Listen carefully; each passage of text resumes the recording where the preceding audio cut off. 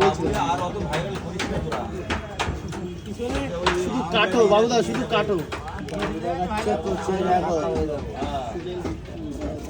শুধু কাটো। হ্যাঁ, দেশি কুচি নিয়ে যাবে বাবুদার কাছ থেকে, বিলের একদম। দেখো বাবুদা, এই দুটোর ওজন কতটা আছে? 500 গ্রাম মতো। 500 গ্রাম মতো। দেখো জোড়া কুচি, জোড়া কুচি। দেখো দেখো, এটাও কিন্তু পিস করা হচ্ছে জোড়া কুচি। দেখো 500 গ্রাম ওজনের জোড়া কুচি। এই আজকের মতো লাস্ট, আর নেই। আজকের মতো শেষ, তাই তো?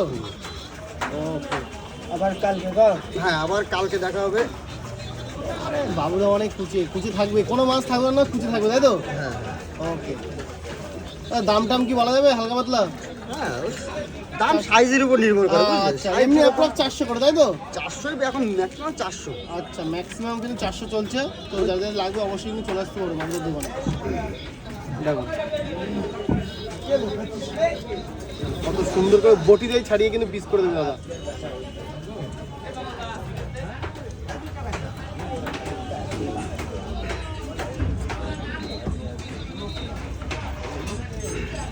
সারা অতিরিক্ত রক্ত।